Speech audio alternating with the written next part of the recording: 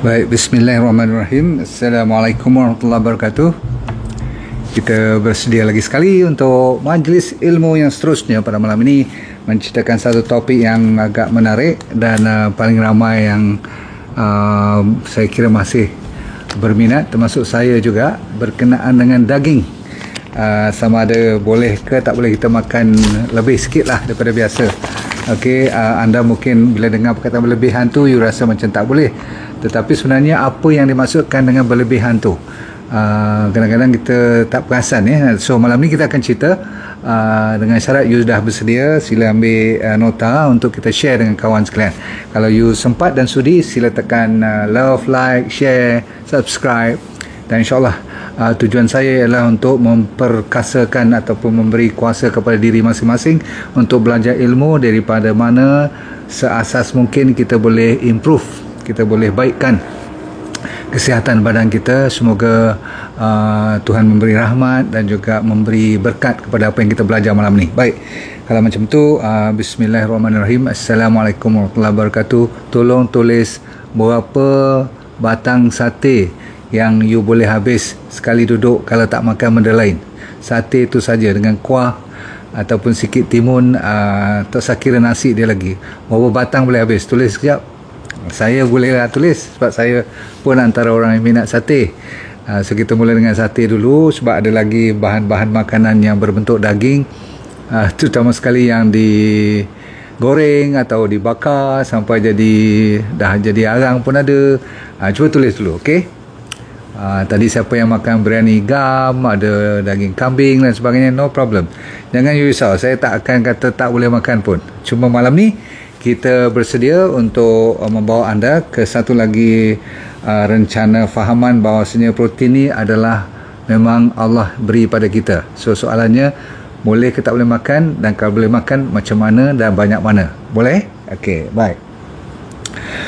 Kita mulakan dengan bismillahirrahmanirrahim. Assalamualaikum warahmatullahi wabarakatuh. Saya menceritakan beberapa perkara dahulu supaya fakta ni dibetulkan, iaitu daging jangan salah hari bulan. Sebab tadi ramai juga yang tanya saya, doktor saya tak makan daging lah, lama dah tak makan, cuma kadang-kadang 3 kali seminggu tu saya ambil ikan, ataupun kadang-kadang sotong. Ada seorang dua tu akan tanya, dok boleh ambil telur tak? Jadi saya nak betulkan pada hari ini banyak cerita protein ni orang salah hari bulan. Biar kita mulakan dengan ada 2 jenis. Satu, protein yang datang daripada tumbuh-tumbuhan dahulu. Kita habiskan cerita. Termasuk dalam sayur ada protein, dari kacang-kacang kan, bijirin semua ada protein. Faham yang tu satu cerita. Tapi yang malam ni kita nak fokus ialah daging yang sama ada daging merah ataupun daging putih. Kita habis cerita dulu, okey? Daging merah, contoh, anda cuba bagi tahu kat saya. Oh, tadi berapa batang sate you boleh habis? Lupa nak tanya pula. Ada yang 20, ada yang 15, ada yang 1 dozen. Ada yang ambil cuma daging lembu je, ada campur ayam dengan kambing, rusa lagi. Okey. Yang penting ialah saya nak beritahu apa tadi?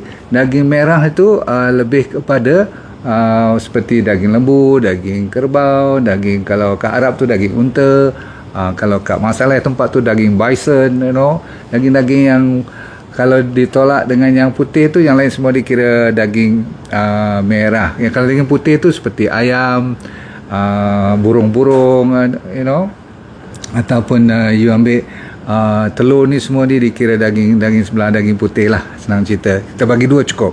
Lepas tu datang ikan pula. Ikan tu daging of course lah, isi dia pun kan putih kan, contoh. Jadi setengah orang kata kalau di antara putih dengan merah, putih lebih selamat. Okey, tak apa, sekejap dengar dulu. Lepas tu jangan you tak faham yang sotong, kerang atau siput-siput ni semua masih lagi dalam yang dimaksudkan dengan protein ataupun daging. Semua faham ni? Boleh faham betul Jangan tanya-tanya lagi, nanti takut nanti you confuse.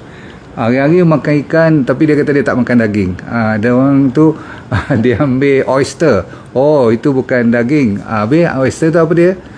Protein yang lagi tinggi pula tu, kalau dimaksudkan dari sudut protein.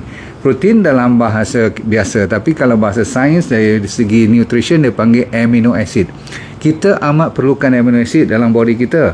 Kalau tak ada langsung amino acid, semuanya daripada rambut ke sel kita, pembuluh darah kita, hormon, ada enzim-enzim yang amat memerlukan protein. Jadi protein kalau tak ada ni, tulang-tulang semua ni jangan main. Walaupun you rasakan dia perlukan kalsium, mineral lain, tapi protein tu adalah sebagai dia punya apa orang panggil tiang, ataupun dia punya kekuatan tu semua berdasarkan kepada protein.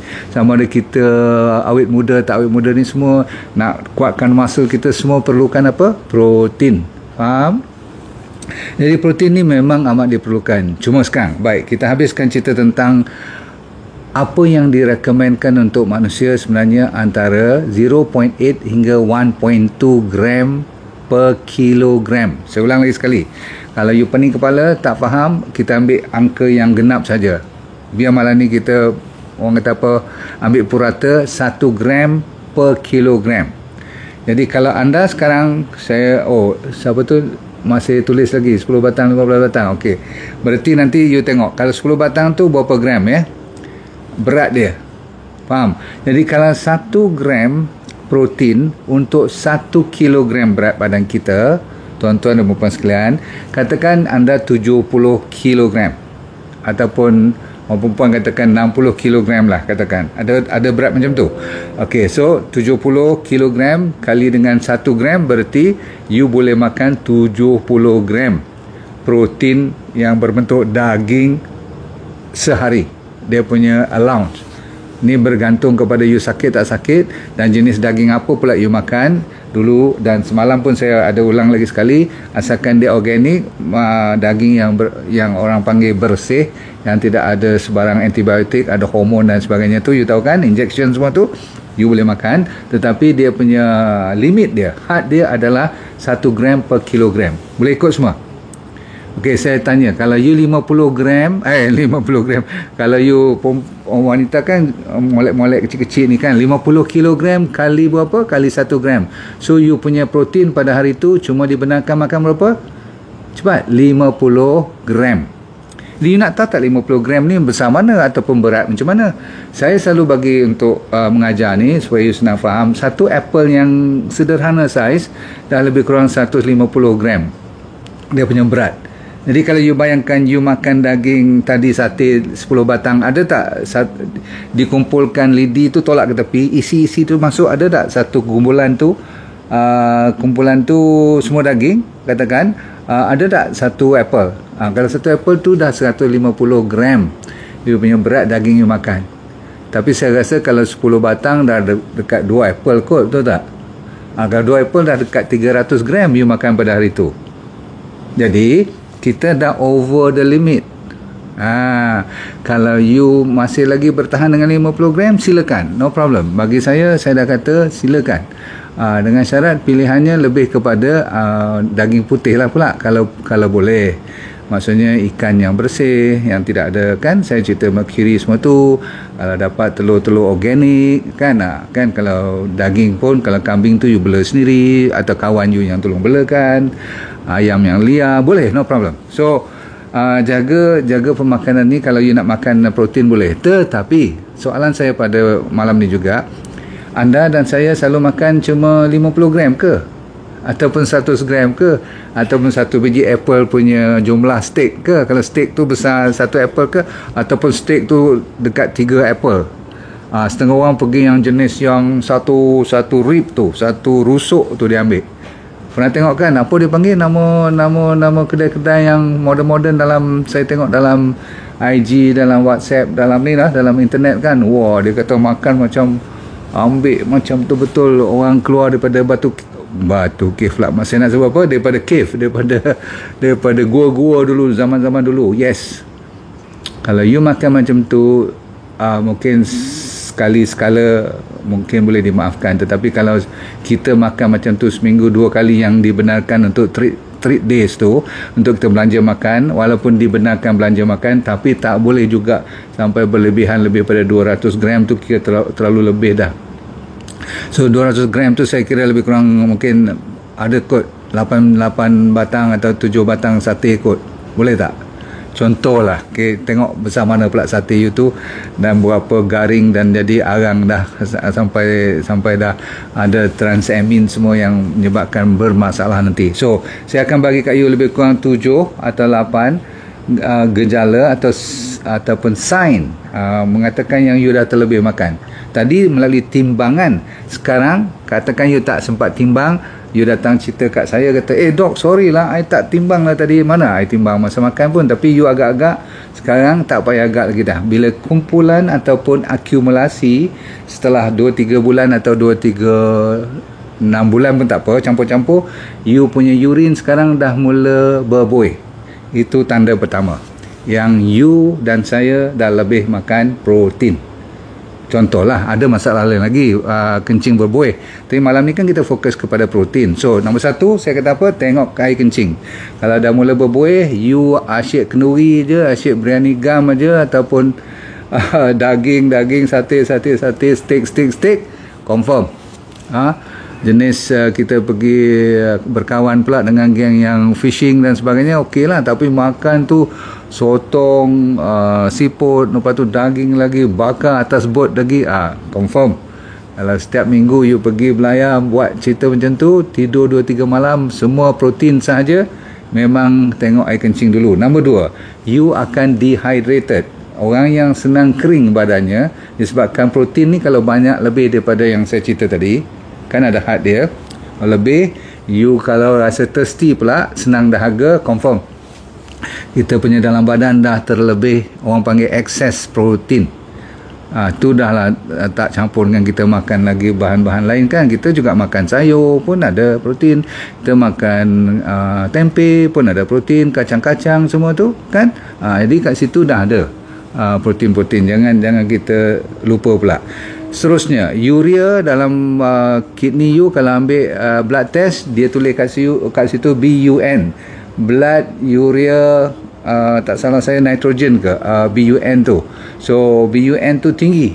Okay, so seterusnya pula badan you akan jadi lebih acidic, sehingga kan you punya kalsium kalau lama-lama akan berkurangan, boleh menyebabkan osteoporosis. Orang perempuan dengar elok, sebab lebih daripada yang dah menopausal pun rajin lagi duk makan daging gila-gila banyak-banyak, maka badan acidic, kalsium dalam badan kita, tulang kita akan keluar untuk mengurangkan acidic. Bila body kita acidic disebabkan makan protein, Tuhan jadikan tulang kita tu reserve kalsiumnya untuk dikeluarkan. Apabila terlalu acidic, dah tak boleh kontrol, kita tak makan benda-benda, air pula tak cukup, kita kena buffer dia dan kena pakai kalsium. Dan daripada mana datangnya? Daripada tulang. Apabila keluar daripada tulang, maka tulang tu jadi reput. Faham? Alright. Seterusnya, gout. Ni memanglah, siapa yang suka daging berlebihan, confirm. Sebab apa? Dia melibatkan liver dan buah pinggang yang menjadi berat apabila uric acid terlalu tinggi dalam badan. Maklum sajalah, daging kan antara asas kepada pengeluar apa dinamakan uric acid. Seterusnya, you akan rasa selera you akan berkurangan. Orang yang rajin atau kerap makan daging, dia lama-kelamaan seleranya akan berkurangan. Maksudnya dia macam tak lalu makan. Bahkan padahal mula-mulanya dia rasa kenyang aja, sebab daging ni boleh tahan lama daripada karbohidrat atau fat. Daging dia lambat nak rasa lapar balik, tapi lama-kelamaan dia jadi macam tak lapar pula, jadi macam tak lalu makan. Seterusnya, you boleh dapat fluid retention. Kaki yang bengkak-bengkak tu, selain daripada cerita jantung, cerita buah pinggang semua tu, dengan makan lebih protein saja boleh jadi bengkak kaki, boleh jadi tenggelam bila ditekan dengan jari tu. Okey. Seterusnya, you akan merasa diri you patutnya rasa sihat lah kan. Makan daging banyak patut jadi macam kuat lah kan, tetapi tak, rupanya dia lawan, dia jadi fatigue, jadi letih lesu. Okay. Dan ramai orang kata bila you makan daging ni, muscle you akan naik dan sebagainya. No, muscle cuma akan naik apabila you pergi buat weight training saja. Dia tak akan naik bila you makan macam katakan macam kambing tu kan, makan banyak-banyak nak kuat macam kambing tu ke, macam kuda ke, macam lembu ke, macam ni lah. Daging-daging yang you makan tu tak ada kaitan langsung. Okay, so you makan daripada binatang ini apa pun tak akan jadi berbeza kecuali you masuk gym. Tapi kalau tak buat exercise sebagainya, daging ini ataupun protein ni akan bertukar jadi apa? Siapa tahu? Jadi fat. Jadi lemak. Macam gula juga. Kalau you ambil berlebihan, dia tak boleh buat apa-apa. Dia tenaga takat yang boleh pakai je. Bahkan ada kajian mengatakan you cuma perlu 25 gram je daging yang jenis macam ni. 25 gram ni setengah apple je. Tak sampai pun dia punya berat tu. Nak dapatkan protein dah lebih dah. Yang lain tu ditukar jadi apa? Jadi fat. Jadi kalau you rasa makan protein ni boleh jadi kurus, sebab orang makan protein ni ada paleo diet atau Atkins diet. Pernah dengar Atkins tak? Atkins ni protein gila-gila lah, tak ada limit protein dia. Sehingga kan dia boleh naik berat badan. So you can get weight gain daripada weight loss. Dan you akan lebih moody. Tahu moody tak? Lebih sensitif.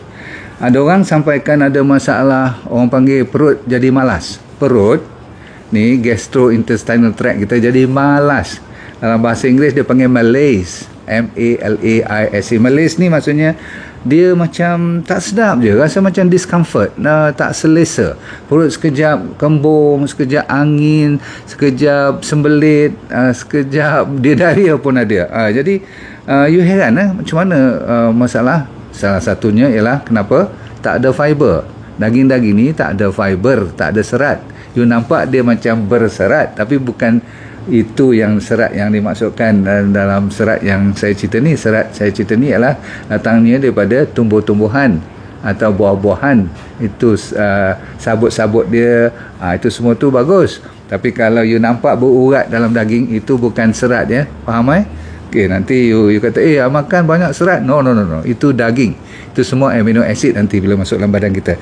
Maka perut kita kadang-kadang bakteria pun dah mula tak happy disebabkan terlalu banyak daging. Dia cuma dapat satu supply je dan dia tidak ada apa? Tidak ada serat. Maka bakteria tu dah bertukar dunia dia. Dia mengamuk, siap. Itu yang menyebabkan kita jadi malas, letih. Dan satu lagi dalam bahasa sains dia panggil dysphoria. Kalau you pernah dengar perkataan euphoria ni maksudnya orang happy lah bila kita dapat inilah hadiah ke menang apa-apa ke, kita euforia lah kan. Tapi dalam kes ni kalau terlalu banyak daging kita dapat dysphoria. Dis maksudnya tak bagus lah. Kita dapat jadi tak happy, tak pasal-pasal, tak tahu sebab pula. Padahal pasal makan tu you jangan main. Dan you rasa restless, rasa resah kadang-kadang, rasa tak puas, tak tahu sebab, rasa frust. Heran ni orang dah dapat berita-berita macam ni. Maka bila dimasukkan dalam kajian dan dihebahkan, saya pun tengok, dahsyatnya daging sampai boleh buat macam ni. Dengan syarat you makan berlebihan. Kalau kurang dan secukupnya saja, tak jadi masalah. Okey. Jadi tuan-tuan sekalian, yang sikit lagi lethargi, saya dah kata tadi, letih lesu, lethargi, rasa malas. Orang utara kata jadi laih lah, tahu tak? Dia jadi Allah, beratnya badan hari ni. Macam tu lah.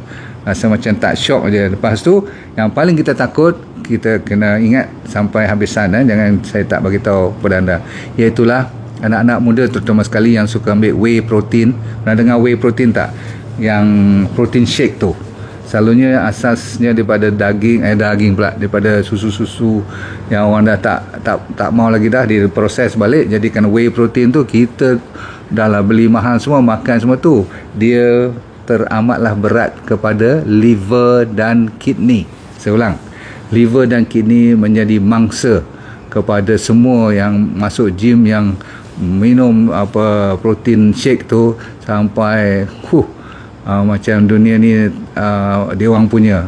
Tengok-tengok liver dah jadi fatty liver. Umur berapa? Baru 22 tahun. Dahsyat tak dahsyat? Lepas tu ada kes yang sampai ada berita yang ada kaitan dengan kemandulan pun. Ini belum dikenal pasti, tapi saya percaya kalau terlalu benda yang tak dibenarkan buat, bila liver dan kidney pun berproblem, tak heranlah kalau masalah-masalah pembuluh darah lain pun terlibat. So berhati-hati, sebab dah ada orang kidney failure pun dengan terlalu banyaknya yang saya cerita tu ialah protein shake lah. Tapi semua kaitannya dengan heavy atau high protein intake untuk seharian. Cukup. Jadi malam ni cerita yang paling kita risau ialah tentang liver dan kidney. Kalau dua-dua ni rosak, saya rasa tak ada makna lah hidup kita, betul tak? Jadi tuan-tuan sekalian, kita nak reverse balik. Bagi mereka yang dah terlanjur, jangan putus asa. Malam ni saya minta you bukanlah taubat. Benda-benda macam ni maksudnya you sedar diri dan kita apa panggil ni, kita muhasabah lah, tengok betul tak yang saya cakap malam ni. Sebab tu tadi siapa yang tulis kat saya tak tahu sahih tak sahih, yang kata Nabi makan daging, Rasulullah SAW cuma 40 hari sekali makan. Kalau itu sahih, saya kira paling sedikit lah. Dan sudah pasti Rasulullah SAW tak makan daging hari-hari. Itu banyak ustaz-ustaz cerita pun. Tapi sekali makan pun patutlah, saintis dah confirm you tak lebih daripada berapa saya kata tadi, 70 gram 100 gram, ikut you punya berat badan tu 70 gram lah atau 50 gram lah. Okay, setengah apple punya berat. Patutlah bila Rasulullah SAW kata 1/3 isi makanan, 1/3 isi air, 1/3 kita tinggal kosong. Betul sangat-sangat, sebab saintis dah confirm sekarang you tak boleh lebih daripada 1 gram per kilogram. Baik, siapa yang ikut Atkins diet, yang taksub kepada cuma daging saja, carnivore, paleo, saya cuma menasihatkan lah, kalau you nak dengar, ini bukan saya punya kajian pun, saya cuba tolong bagi tahu kat you yang saintis dah confirm ini antara penyebab utama kenapa orang yang makan terlalu lebih daging, ini akibat dia. Okey, kita sinaraikan sekali lagi aja masalah protein shake tadi, sebab saya takut anak-anak muda masih tak dengar. Saya repeat, 1 kidney stone senang kena, nombor 2 gout, nombor 3 senang kena diarrhea dan constipation, liver yang paling cepat rosak, nombor 2 kidney, lepas tu osteoporosis, lepas tu senang naik berat badan kalau tak exercise. You buat, lepas tu you tinggal sebulan 2 dah naik body kita tu. Okay, dan setengah tu macam kena asthma, wheezing, dan kadang-kadang you lupa dalam tu ada lactose. Okey, dia campur dengan susu pula tu, dengan protein tu, maka you akan ada masalah GIT, gastrointestinal tract, dan ujung-ujung sekali daripada you jadi sihat walafiat, you akan jadi letih je selalu. Baiklah, kita dah habis cerita, supaya bukan nak menakutkan you supaya tak tempuh langsung, sebab daging ni yang saya suka, sebab kita nak ganti B12, sebab B12 tak ada dalam sayur, kecuali dalam nutritional yeast ataupun seaweed ada sikit. So daging tu seminggu sekali 2 yang saya kata yang bersih inverted commas, boleh kita gantikan B12. Kalau tidak kita kena makan, macam saya ambil suplemen B12 kan, tapi sejak saya benarkan diri saya 2 kali seminggu tu, tak ambil B12 pun dah cukup. B12 tak payah ambil banyak-banyak. Okay, alright, cukup pada malam ini kita habis, dan anda, saya mengharapkan dan mendoakan kepada anda sekalian dalam keadaan sihat walafiat sentiasa. Semoga dunia anda bahagia sekeluarga ya, bahagia semua, dan tolong bagi tahu satu kampung tentang berita yang you belajar malam ni. Setiap kali you dapat, you pass kepada kawan lain. Boleh tolong saya untuk mencapai sekurang-kurangnya 1 juta rakyat Malaysia dapat pegang maklumat dan enough knowledge untuk menjaga dari segi kesihatan yang asas. Kalau yang serius-serius tu kita jumpa doktor lah, faham Baik, kalau tidak ada apa-apa, jangan lupa let go and feel good all the time. Assalamualaikum warahmatullahi wabarakatuh. Bye.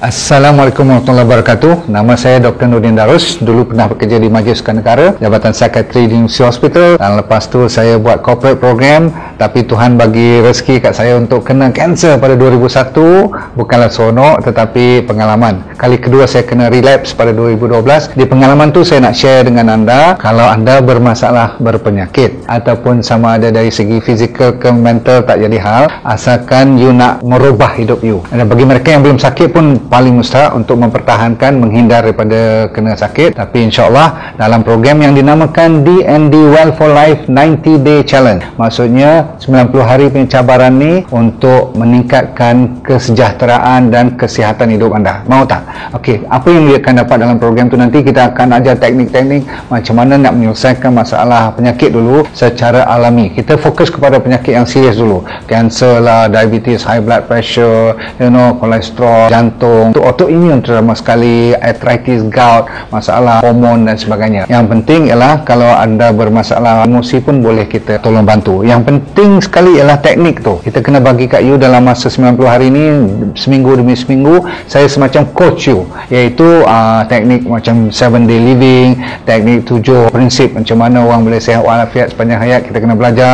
Orang Okinawa daripada Jepun, apa yang dimaksudkan dengan ikigai, saya akan ajar juga macam mana nak cari hala tujuan hidup. Ramai orang stres sangat sekarang ni, dan kita sediakan doktor-doktor juga untuk bersama bantu you supaya kita semua boleh sama membantu menjadi sihat walafiat, merubah daripada sekarang kepada benda-benda ataupun ilmu yang baru untuk menyihatkan body secara mental dan fizikal. Okey.